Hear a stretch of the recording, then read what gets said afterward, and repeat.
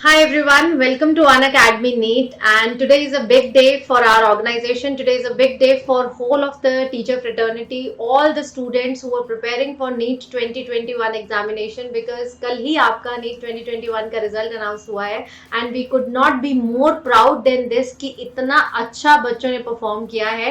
You might be aware कि कितने अच्छे रैंक्स आए हैं हमारे पास, इतने सारे टॉपर्स आ चुके हैं. 720 मार्क्स वाले बेटा 3 स्टूडेंट्स आए हैं and today I am bringing you one of the another topper who has scored 705 marks in NEET examination and is securing 92 rank. So we have with us Anirudh Agarwal. First of all, welcome Anirudh Agarwal. कैसा लग रहा है आपको ये marks जान के? Like what was your first reaction when you saw your marks? Ma'am, जब मैंने पेपर देके आया था एक्चुअली में, तो उस टाइम पे क्या था, पेपर आया था हमारा जो लंबा भी आया था, तो मेरे को लगा था कि मैं तो 675 680 के करीब मार्क्स स्कोर करूंगा ज्यादा। लेकिन फिर जब जैसे शाम को बैठ के आंसर किया तो पता चला कि भाई 705 नंबर आ रहे हैं। तो पहले मेरे को था कि 700 नंबर आ रहे हैं, तो एक क्वेश्चन का मैंने चेक किया कि थोड़ा कॉन्ट्रोवर्सी है, तो मेरे को पता चला कि 705 है। तो घर पे तो बिल्कुल ऐसे खुशी का माहौल हो गया कि भाई 705 आ रहे हैं, 705 आ रहे हैं। मेरे को भी अच्छा लगा कि हाँ, अच्छा स्कोर आ गया। इट्स रियली बिग बेटा. अगर 700 भी होते तो भी बहुत बड़ा स्कोर था और आपका एक क्वेश्चन आपसे मिस हो गया. 705 भी है बेटा. It's really big. We are so proud of you. Whole of the Unacademy team is so proud कि यार बच्चा इतना अच्छा स्कोर कर रहा है. सो एज यू नो, ये बहुत सारे बच्चों का ड्रीम होता है. Lakhs of students they appear in this examination. तो आपके जो जूनियर्स हैं वो आपसे बात करना चाहते हैं कि भैया की क्या स्ट्रैटेजी थी, जो हमारे टॉपर्स हैं उन लोगों ने किस तरीके से पढ़ाई की थी ताकि वो इतना अच्छा स्कोर कर पाए. तो सबसे पहली चीज तो बेटा मैं आपसे ये पूछना चाहूंगी कि लाइक आपने किस एज से डिसाइड कर लिया था that you really want to become a doctor, या फिर फैमिली में शुरू से था, या फिर आपने 11th में ये चीज डिसाइड की? कब पता चला आपको कि हाँ ये चीज है जो मैं करना चाहता हूँ? हाँ मैम, एक्चुअली मेरे मदर और फादर दोनों डॉक्टर्स हैं, लेकिन ऐसा नहीं था कि उन्होंने कभी मेरे को फोर्स किया हो कि भाई तेरे को डॉक्टर ही बनना है, और ना ही ऐसा था कि शुरू से मेरे हो कि मेरे को तो डॉक्टर ही बनना है, डॉक्टर ही बनना है। एक्चुअली मैं तो थोड़ा मैथ्स की तरफ इंक्लाइन था शुरू से। हाँ, लेकिन 10th तक आते आते ऐसा था मेरे को कि मैथ्स भी मेरे को अच्छी लगती थी इक्वली गुड, और बायो भी अच्छी लगती थी equally। तो एक्चुअली मेरे लिए काफी मुश्किल डिसीजन था जब 10th होने वाली थी, पहले स्टार्ट की कि मैं कौन सा सब्जेक्ट चूज करना है। लेकिन फिर मेरे को लगा कि मैं बायो के साथ ही कंटिन्यू करता हूँ, क्योंकि बायो में मेरे को थोड़ा वो नेचुरल लगता है कि ये मेरा नेचुरल है। रिलेट कर पाते हो, आपकी बॉडी में जो चीज हो रही है आप वही पढ़ रहे हो एक्चुअल में. हाँ, तो कि मतलब मेरे साथ ये ज्यादा अच्छा है, मैं बायो को करूँगा तो मैं ज्यादा सही हूँ। ओके. मतलब मैं अपने आप को डॉक्टर की तरह इमेजिन करती थी। मतलब जो तो फिर मैंने इंस्पिरेशन थी कहीं ना कहीं वो आपकी फैमिली में ही थी. फैमिली में ही दो लोग हाँ डॉक्टर्स हैं और वो कहीं ना कहीं बच्चे को अनकॉन्शियसली मोटिवेट भी करता है कि यार दिस इज समथिंग जो मैं सोसाइटी के लिए एक अच्छा आगे करना चाहता हूँ.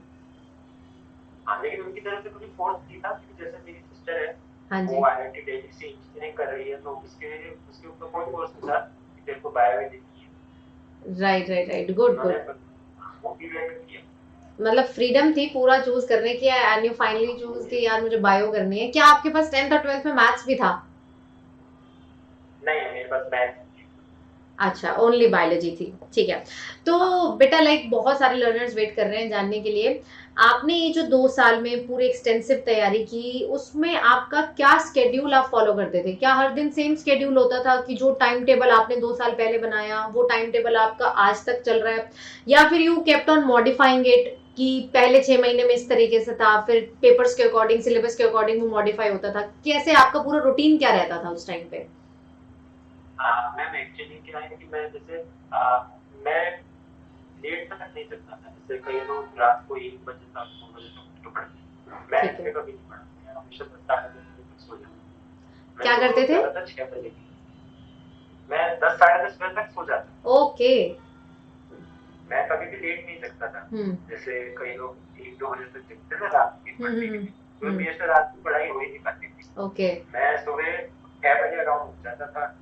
फिर उसके बाद फिर सारा रूटीन करके, और उसके बाद मतलब मैंने कभी ऐसे नहीं किया कि पर्टिकुलर स्टडी आवर्स फिक्स किए कि मेरे को इसी आवर्स से इतने भी पढ़ना है। हम्म. मैं एक टारगेट बना लेता था अपना कि ये मेरा आज का टारगेट है, मेरे को ये करना है। जैसे कि ये पढ़ा, इसको रिवाइज करना है, जैसे क्वेश्चन करने हैं और इसकी एनसीईआरटी पढ़नी है, तो ये टारगेट बना दिया और उसको दिन भर में पूरा कर देता था। क्या उसमें फिर कम टाइम लगे जाता है, लेकिन उसको पूरा। दैट मीन्स आप डेली टारगेट्स पे काम करते थे कि ये जो आज का दिन है, आज मुझे इतना कवर करना है तो करना ही है, चाहे मुझे कितना भी एक्स्ट्रा एफर्ट डालना पड़े। हाँ राइट राइट राइट। तो लाइक स्कूल भी था, आपने स्कूल को और नीट को कैसे मैनेज किया, दोनों चीजें आपने कैसे मैनेज करी, क्योंकि बहुत बड़ा टास्क है बच्चों के लिए, उनको लगता है कि यार school is a separate thing, उसको भी टाइम देना है, नीट को भी टाइम देना है, तो how did you find the balance between these two? Ma'am actually NEET में साइंस तो अभी कोई भी नहीं है, वो तो नीट के लिए आप पढ़ रहे हो तो आपको सब्जेक्ट्स तो आ ही गए उसके, तो उसमें तो दिक्कत आती थी इतनी कोई खास। उसके बाद बचती थी मेरे पास जैसे इंग्लिश और फिजिकल एजुकेशन, मेरे पास ऑप्शनल सब्जेक्ट था, तो उसमें स्कूल के टीचर काफी मदद करते थे, काफी कोऑपरेट भी करते थे कि कभी आपको जैसे एक्स्ट्रा टाइम चाहिए या एक्स्ट्रा छुट्टी चाहिए, लेकिन आपको लाइब्रेरी की किताब चाहिए तो आपको ये चाहिए, काफी टीचर से पढ़ते एक्स्ट्रा गाइडेंस चाहिए तो वो दे देते थे। ऐसे करके उनमें भी काफी सही होती है। हाँ, मुझे भी यही लगता है कि जो आपकी नीट में आ रहा है, साइंस की अगर बात करें, फिजिक्स केमिस्ट्री बायोलॉजी, वही स्कूल में भी आ रहा है, इनफैक्ट स्कूल में तो कम आ रहा है, तो अगर आपने नीट की प्रिपरेशन करी हुई है अच्छे से, तो आप ऑटोमेटिकली उन 3 सब्जेक्ट्स में तो स्कूल में अच्छा ही स्कोर करोगे, है ना? बस एक सब्जेक्ट पर लिखने का तरीका आना चाहिए, राइट। जस्ट आपको राइटिंग स्किल सीखनी है, एक्सप्रेशन अपना सीखना है कि किस तरीके से आप अपनी नॉलेज को पेपर पे पुट डाउन करेंगे। हाँ, बस इतना सही अंतर है, अप्रोच का थोड़ा सा डिफरेंस है। ओके, तो लाइक बहुत ज्यादा फस है about NCERT, that paper NCERT से आता है, तो आपको क्या लगता है कि कितना एनसीईआरटी इंपॉर्टेंट है, और एक बच्चे को कितना समय, कितनी टाइम जी एनसीईआरटी पढ़नी चाहिए, और किस सब्जेक्ट में ज्यादा फोकस करना चाहिए? एक्चुअली एनसीईआरटी पढ़नी तो चाहिए, मतलब एनसीईआरटी से पेपर आया है, ऑब्वियसली सारी चीजें एनसीईआरटी से आती है, तो एनसीईआरटी पढ़ना तो बहुत इंपॉर्टेंट है, लेकिन केवल एनसीईआरटी करने से नहीं होती। आपने अगर एनसीईआरटी से ऊपर लेवल पर देखिए, कई सारी ऐसी चीजें हैं जिनको आप एनसीईआरटी हर टाइम तो आप याद कर नहीं सकते। कई सारी ऐसी चीजें होंगी जो एनसीईआरटी में लिखी हुई है, लेकिन आपको पेपर के टाइम पे वो कॉन्सेप्ट से किया, उनको कॉन्सेप्ट लगा के आपने जो समझ रखा है उसको सॉल्व किया। एनसीईआरटी करना जरूरी है, उसकी मल्टीपल रीडिंग जरूरी है। राइट। बायोलॉजी में तो क्या हर लाइन पे क्वेश्चन बन जाते हैं एनसीईआरटी के अंदर, फिर एनसीईआरटी में यही है कि एक एक वर्ड पे ध्यान देना चाहिए कि क्या है, और एक बार में तो होता नहीं है। Right. अगर आप एक बार में करना चाहोगे कि एक बार में बस करके रख दूंगा फिर वापस एनसीईआरटी उठाऊंगी, तो उसमें तो दिक्कत हो जाती है। इसलिए एनसीईआरटी की मल्टीपल रीडिंग इंपॉर्टेंट है।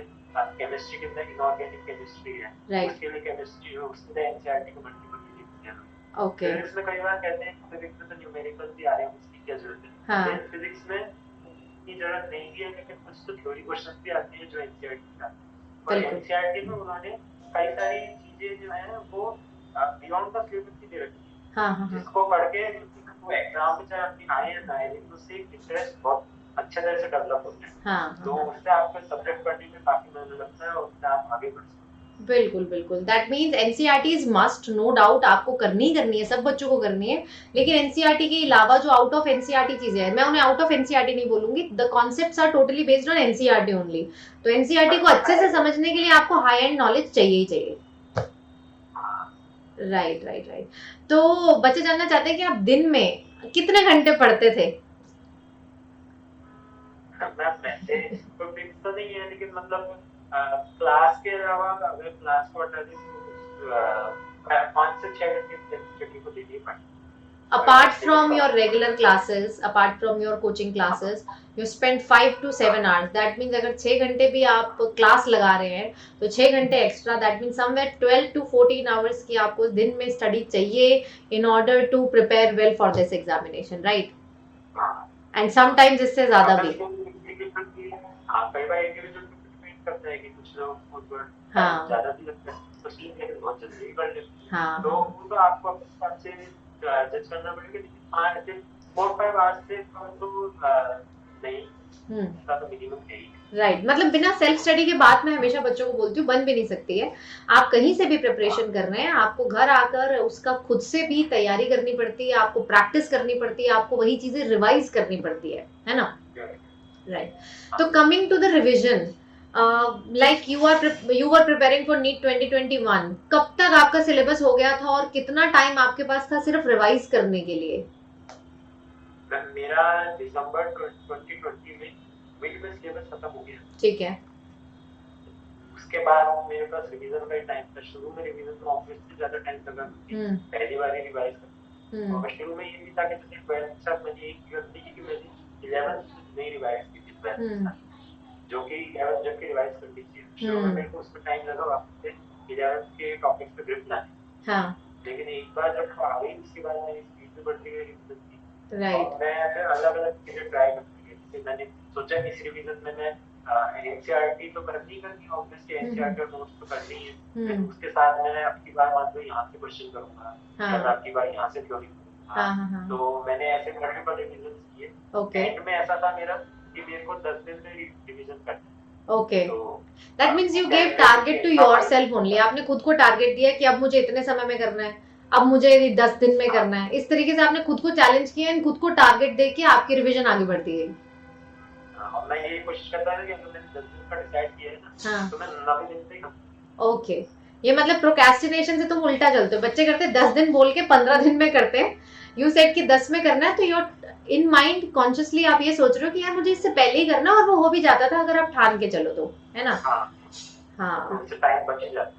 Right. So like 700 marks is huge. You are going to a really good government college. मतलब मैं कह नहीं सकती, probably one of the best government college of the country. आप वहीं जा रहे हैं. तो इन सब के पीछे वो एक सीक्रेट क्या है जो आपके फ्रेंड्स भी होंगे, आप उनको भी जानते हैं, आप उनके प्रिपरेशन भी देखते हैं, तो आप इजीली जज कर सकते हैं कि यार कौन सी चीज मैं करता हूँ जो दूसरा नहीं करता है. मतलब वो सीक्रेट क्या है? कोई एक ऐसा सीक्रेट है कि यार ये चीज अगर तुम कर लोगे तो शायद तुम भी अच्छा स्कोर कर जाओगे? एक बात है, मतलब हो सकता है वो सब पे अप्लाई ना हो, ये पे अप्लाई है कि मैंने कभी भी अपनी हॉबीज को नहीं छोड़ा. ओके. राइट. उनके ऊपर टाइम स्पेंड करना थोड़ा कम कर दिया.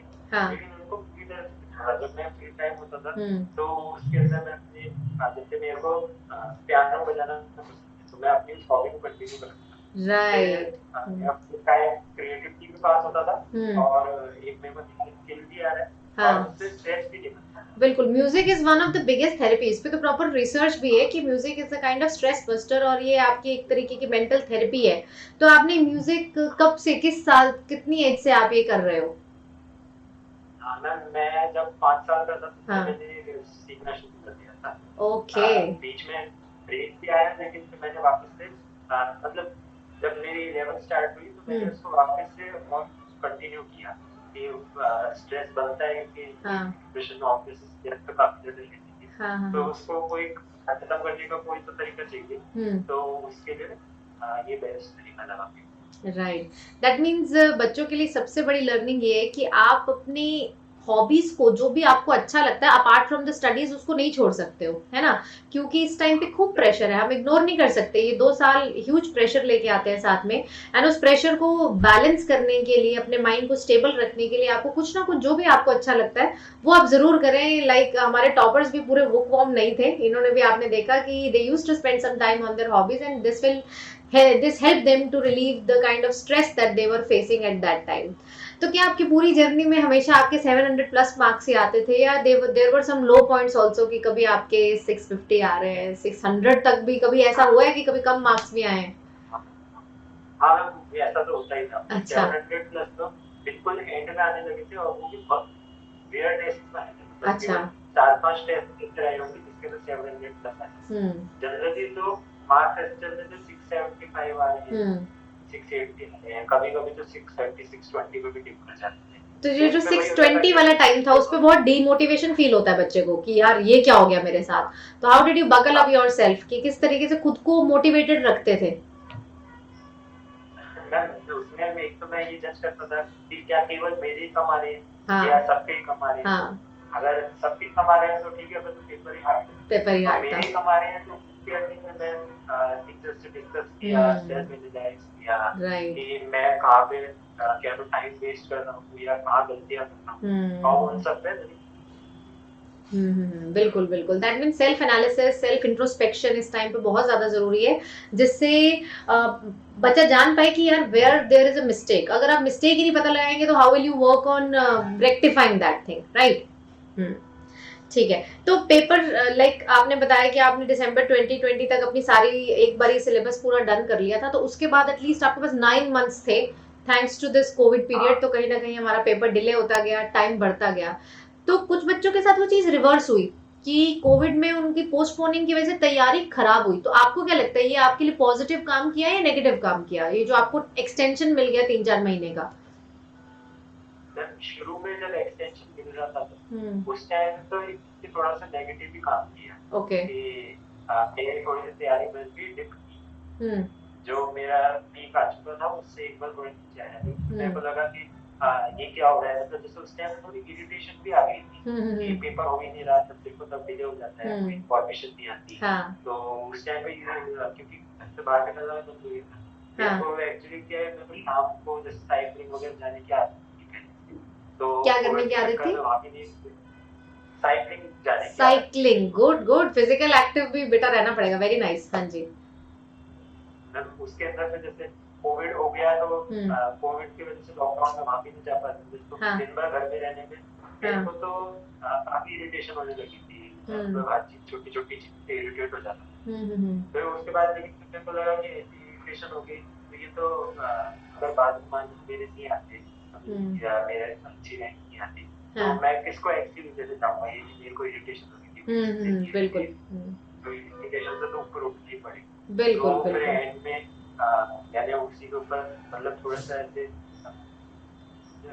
विल पावर रख के, मतलब हम्म। कि चाहे इतना मन नहीं भी करता था लेकिन उसके बाद भी कि मेरे को करना है तो करना ही है। हाँ। Yes, it all lies here. मतलब आप बिल्कुल सही बात आपने कही कि हम किसको ब्लेम करेंगे लास्ट में कि पेपर डिले हो गया था इस वजह से हाँ, मेरा नहीं हुआ। सो अगर यही हम सोचते रहेंगे और एक्सक्यूजेस सोचेंगे तो कभी नहीं हो पाएगा। You yourself have to motivate your, आपको खुद को ही मोटिवेट करना पड़ेगा, है ना? तो लाइक अनिरुद्ध, आपने ऑफलाइन भी देखा है, ऑफलाइन भी प्रिपेयर किया, आपने ऑनलाइन भी प्रिपरेशन करी है। आपको क्या लगता है कि ऑनलाइन वाले बच्चों को क्या बेनिफिट्स मिल रहे हैं? हाँ, अगर ऑनलाइन के बेनिफिट्स, काफी सारे बेनिफिट्स हैं कि जैसे ऑफलाइन का एक ट्रैवलिंग टाइम है, हम्म।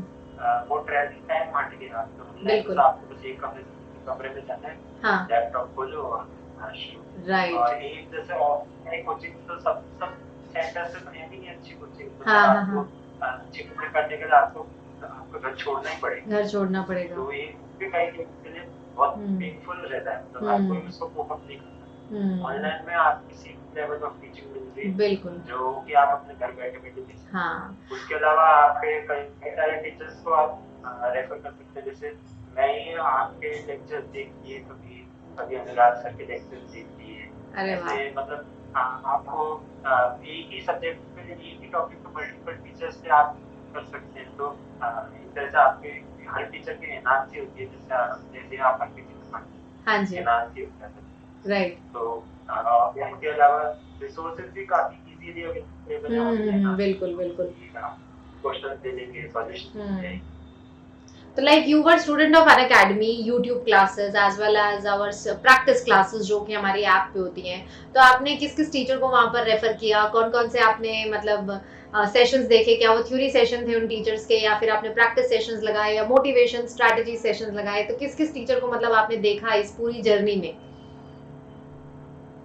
मैंने मोस्टली तो प्रैक्टिस सेशंस में जिनमें ठीक है। क्वेश्चंस हुआ करते थे हाँ। उनके अंदर ही मैंने आ, वो देखे। मैंने जैसे एक प्रणव कुंडलिक सर का देखा था राइट। सेशन, अनुराग सर के क्वेश्चन देखे थे जो ऐप पे हाँ। होते थे, उनके ऊपर क्वेश्चंस होते थे। और हाँ। उसमें एक ये और हो जाता था कि उसमें सब लोग आंसर कर रहे होते थे, हम्म। तो एक सेंस ऑफ कंपटीशन बन जाता था, तो उससे आपकी स्पीड भी बढ़ती थी। बिल्कुल।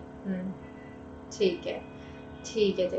तो बच्चे को, आपको क्या लगता है कि हर सब्जेक्ट के लिए डिफरेंट स्ट्रैटेजी रखनी चाहिए, या फिर एक कॉमन स्ट्रैटेजी से भी हर सब्जेक्ट को? लाइक फिजिक्स को अगर मैं 4 घंटे दे रहा हूँ तो क्या मुझे बायो को भी 4 घंटे देने चाहिए? कैसा करना चाहिए बच्चे को? मैं तो सबको इक्वल टाइम दिया करता था। ओके। तो एवरी डे मैं में इक्वल टाइम, मतलब मतलब बायो, हर दिन का टाइम तुम डिवाइड करते थे? हाँ मतलब कि मतलब चैप्टर वाइज, जैसे कि एक चैप्टर इसका किया तो एक हम्म। चैप्टर इसका करूंगा, अभी हम्म। इसको। तो उस हिसाब से बायो में वैसे डबल टाइम हो जाता था क्योंकि मैं बॉटनी और फिजियोलॉजी अलग-अलग मार्क्स से पढ़ता था। हाँ तो मुझे तो इफेक्टिवली डबल टाइम हो जाता था बायो में। हाँ लेकिन फिर एंड पे ये हुआ कि जब एंड में इनऑर्गेनिक केमिस्ट्री शुरू हुई, तो हम्म मेरे को लगा कि इनऑर्गेनिक को भी स्पेशल टाइम देना पड़ेगा। हम्म इनऑर्गेनिक में काफ़ी सारे टैब्स हैं जो आपको याद करने और कई सारी चीज़ें समझ नहीं है। तो हम्म उसकी एनसीईआरटी के रीडिंग कई बार लगानी पड़ती है। तो ऐसे मैंने उसको स्पेशली टाइम दिया, लेकिन हाँ, मोस्टली मेरा टाइम रफली बराबर। ओके तो like were you on social media क्योंकि बहुत सारे बच्चों को ये सबसे बड़ा डिस्ट्रैक्शन सोशल मीडिया है कि यार they are on Instagram they are on Facebook, तो क्या आपने अपने अकाउंट डिलीट कर दिए थे उस समय, या फिर you were there and you know कि मुझे कैसे बैलेंस क्रिएट करना है? हाँ, मैं एक्चुअली मैंने 11th में तो मेरे पास कोई सोशल मीडिया अकाउंट नहीं। अच्छा नहीं था। मेरे पास केवल व्हाट्सएप था जो कि मम्मी के फ़ोन पे था। ठीक तो है। उस व्हाट्सएप पे मैं डाउट्स पूछ लेता था हाँ हाँ हाँ उसके टीचर से और सबके लिए और स्टडी पर्पस के लिए मम्मी मेरे हाँ फ़ोन हाँ यूज़ हाँ करती थी। ठीक है। तो अंत में आके मैंने अपना एक यूट्यूब चैनल क्रिएट किया क्योंकि टाइम थोड़ा ज़्यादा हो गया। ओ वाओ गुड तो तो किस तो किस मैंने नाम वो से है आपका चैनल यूट्यूब चैनल? मैं मेरे नाम से अनिरुद्ध अग्रवाल। अच्छा Anirudh Agarwal. So yes guys you can search your seniors जो कि अच्छे अच्छे कॉलेजेस में जाने वाले हैं, एंड आप वहाँ पे किस टाइप की वीडियोस डालते हैं? मैं उसके ऊपर मोस्टली म्यूजिक वीडियोस ज़्यादा music, so you are a singer as well? पसंद आता है। नो मैं पियानो पे उनके इंस्ट्रूमेंटल कवर डालता हूँ। अच्छा अच्छा okay very nice, I will definitely check out your channel and it's really good कि आप साथ में फिजिकली भी एक्टिव रहते थे, लाइक यू सेड कि you were involve in cycling and yes you were into some good hobby also, and music से अच्छा तो कुछ हो नहीं सकता जो आपके लिए एक नेचुरल थेरेपी का काम करे। So at last I would like to ask बेटा कि आप अपने जूनियर्स को क्या टिप देना चाहेंगे, क्या एक अपनी जो पूरी जर्नी से जो आपने सीखा है आप क्या बताना चाहेंगे कि यार ये गलती मत करना या इस तरीके से कर लेना तो आपके अगले साल की प्रिपरेशन में बहुत ही ड्रास्टिक डिफरेंस आ जाएगा? मतलब जैसे अभी नीट 2022 वाले जो एस्पिरेंट्स हैं हम्म उनके लिए तो यही है कि आप क्योंकि अभी 6 महीने ही बचे हैं, 6-7 महीने ही हाँ बचे हैं, होपफुली रिजल्ट जल्दी नहीं होगा। तो हम्म 6-7 महीने से तो हम्म उसके अंदर वो आज की बार रिवीजन कर सकते हैं, उसकी बार रिवीजन करें, ठीक पूरी है। तरह से एनसीईआरटी पे फोकस करें और हम्म जितने ज्यादा क्वेश्चंस कर सकते हैं उतने ज्यादा क्वेश्चंस करें और डाउट पूरे तरह से किए। हाँ हाँ, उसके अलावा 2023 वाले एस्पिरेंट या जो फ्यूचर में भी जो सोचते हैं कि जो अभी कुछ वीडियो देख के 9th-10th क्लास के बच्चे भी उनके लिए उनके पास अभी काफी टाइम है तो वो अपने कंसेप्ट स्ट्रॉन्ग बिल्ड करें। वो अपने कोई भी कंसेप्ट में वीकनेस ना आने दें। और 11th वालों के लिए स्पेशली कि जैसे मैं जब 11th में था तो मेरे को लगता था कि एनसीईआरटी से केवल करनी इसकी कोई जरूरत नहीं है अच्छा एनसीईआरटी करने की। हाँ तो मैं बहुत थोड़ा ध्यान दिया था एनसीईआरटी, तो हाँ मेरे को 12th में कवर अप करना पड़ा था। तो वो हाँ ऐसी गलती ना करें, शुरू से एनसीईआरटी को साथ में लेके चलें। Right so don't under estimate the power of NCERT. लगती वो कॉमन सी है लेकिन है वो सबसे ज्यादा इंपॉर्टेंट, अल्टीमेटली पेपर उसी में से आता है, इट्स जस्ट कि आपको उसको डिकोड करना आना चाहिए, और वो होता है एक्सटेंसिव मेहनत से, एक्स्ट्रा नॉलेज से जो आप उसके साथ साथ over the time period gain करते हैं। So yes, thank you so much Anirudh for coming here and sharing your knowledge and some secret tips with us. I'm sure कि जो आने वाली जनरेशन है, जो 2022 एस्पिरेंट्स है, जो 2023 एस्पिरेंट्स है, उनको ये चीज़ें बहुत हेल्प करेगी कि जैसे आपने इस चीज़ को हाईलाइट किया कि किस तरीके से एक स्ट्रेस को बर्स्ट करना भी टाइम टू टाइम ज़रूरी है, एंड कितना समय मिनिमम आपको एक दिन में देना है। तो यार अगर आप स्टार्टिंग से 12 आवर्स दे रहे हो तो आपकी सिटिंग बन जाएगी और आप एंड टाइम पे रिविजन पे 16 आवर्स पर डे भी आराम से दे सकते हो। कुछ भी अगर बड़ा करना है तो सैक्रिफाइस तो मस्ट है, and you have sacrificed I am sure a lot, and it's time for celebration. Whole of the team of the Unacademy really wishes you well and we feel so proud कि कहीं ना कहीं अन academy की जो free classes हैं, आपने मेरे sessions देखे, आपने बहुत सारे और टीचर्स के सेशंस देखे, आपने मोटिवेशनल सेशन देखे, तो ये चीज़ें आपको कहीं ना कहीं हेल्प करी, और यही एक मोटिव है हमारे पीछे कि यार हम इंडिया को किसी नेक्स्ट लेवल पे लेके जा पाए और एक फ्री एजुकेशन के द्वारा एक बेस्ट क्वालिटी के डॉक्टर्स बेटा हम जनरेट कर पाए आने वाली समय में, जिस पे डॉक्टर कम्युनिटी पे बहुत ज़्यादा बिलीफ हो सब लोगों का। एंड यस आप लोग बहुत ही नोबल कॉज करते हैं, आपकी जस्ट जर्नी स्टार्ट हुई है, this is just the beginning of the golden period which is coming ahead. So all the best from my side, from whole of the team, and really thank you for coming all along this way and sharing your knowledge with us. Thank you, ma'am. Thank you for calling me here. Okay, It was a fun to interact with all the things. great. Thank you.